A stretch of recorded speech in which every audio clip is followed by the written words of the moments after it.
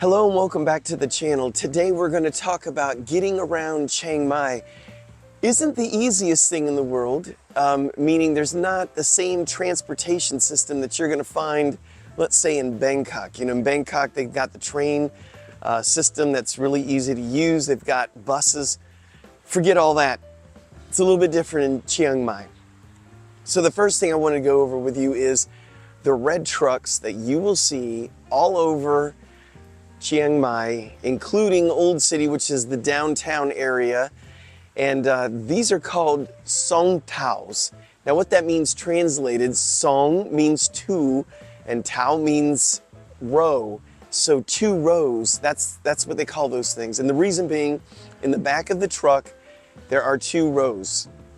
Now these things drive around a predetermined route by the driver, meaning they know the areas that they're going. So the way you work this is you flag, say you're on the side of the road, you see one of the red trucks coming, you're going to wave them down. They're going to ask you where you're going. You're going to tell them. If they're going that way, they will negotiate a price with you. If they're not going that way, don't take offense if they're like, give you one of these or like this. It just means they're not going in the direction that you want to go. There's really no rhyme or reason for figuring out where the red song taos are going to go.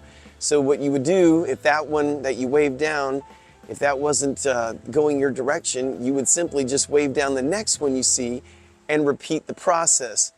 Now you may want to negotiate the price, you may not. They don't charge a lot in the first place to go anywhere, and again, it does depend on how far you go. Now some of the drawbacks about taking one of those is that you will be sharing the ride with other people, and you don't know if you're going to be the next stop or you're going to be the very last stop for the driver. They're also very slow.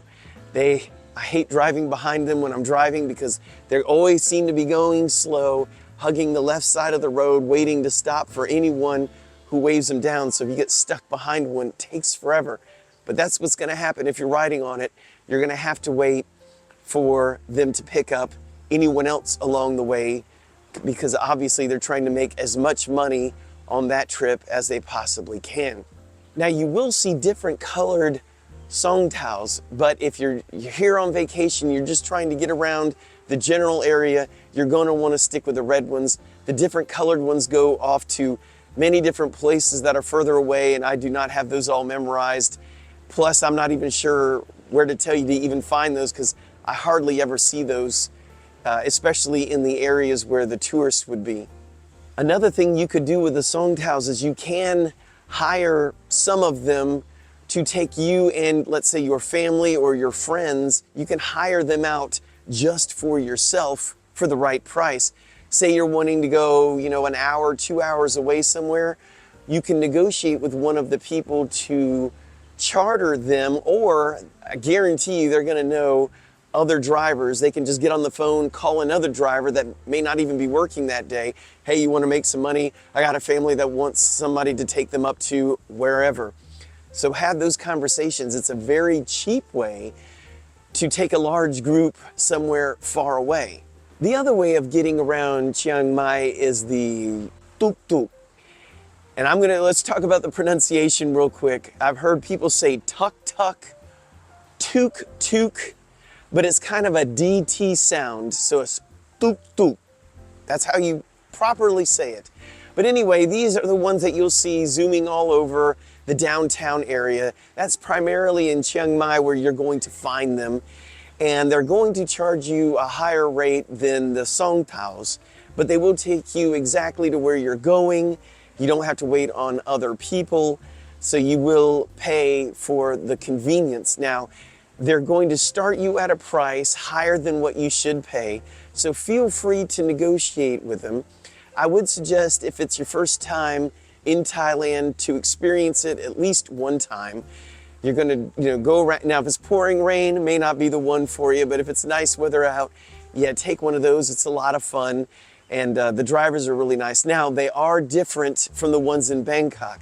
A lot of you may have experience in Bangkok with the tuk-tuk drivers, which are a teetotal, in my opinion, nightmare.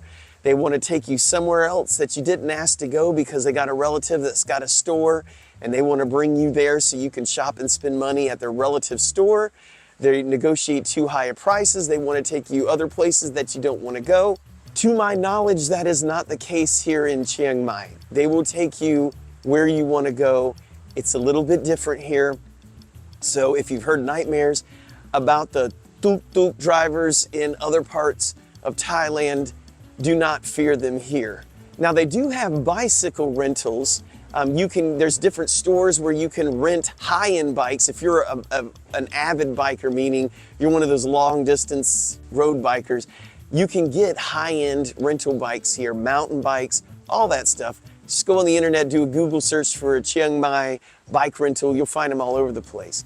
But they also have a neat place by the Ta Pa Gate, which that's the iconic gate in downtown Chiang Mai. There's a place that is not far right there from the gate. You can see it from the gate, and it's kind of in the moat area between the moat and the gate.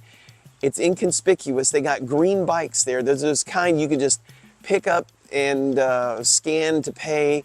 You can drive them all over the place, and so you don't really deal with anyone. I think they do have an office there, so if you want to deal with somebody, you can. But anyway, they have that there just so you have that point of reference if you're looking for a place. So you just go there and do the rental with that.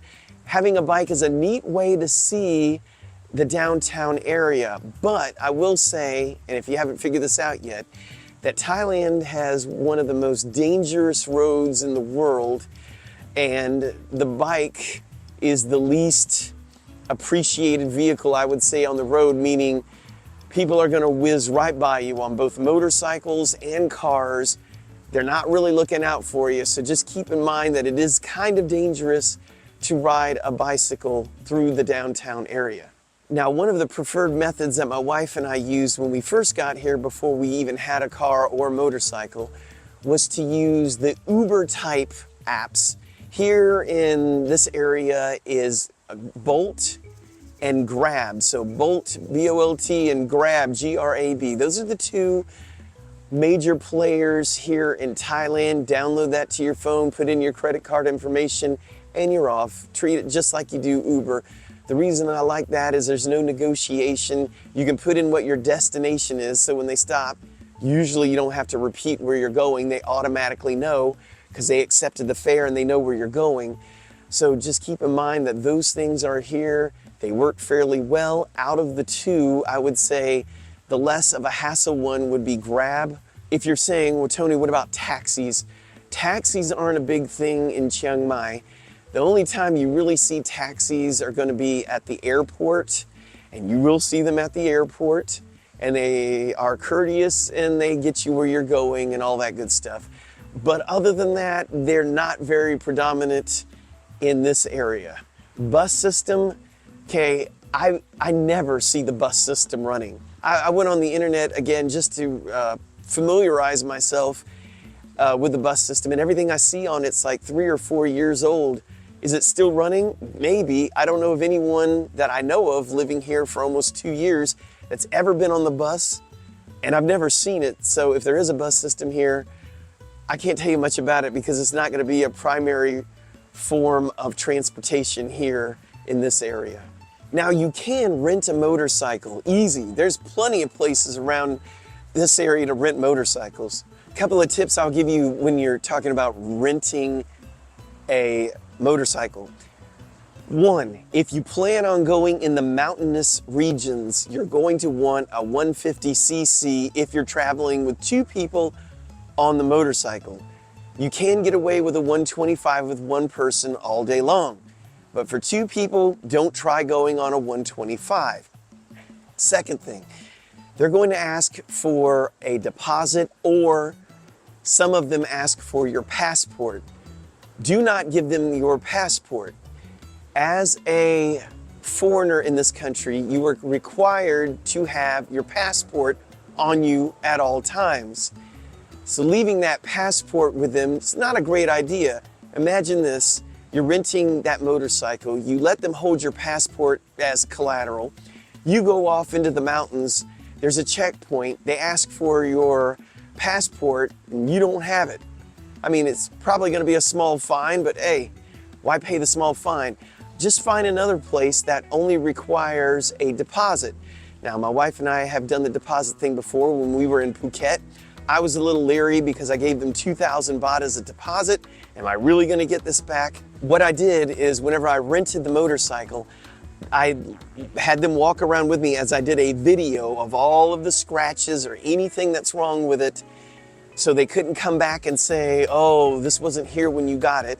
And I made sure that the person I was renting the motorcycle from was in the video as well.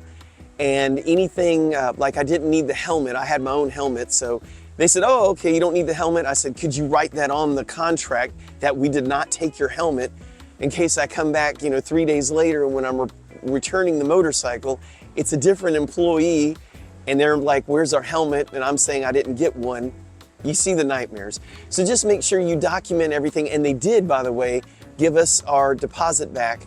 No questions asked, worked really well.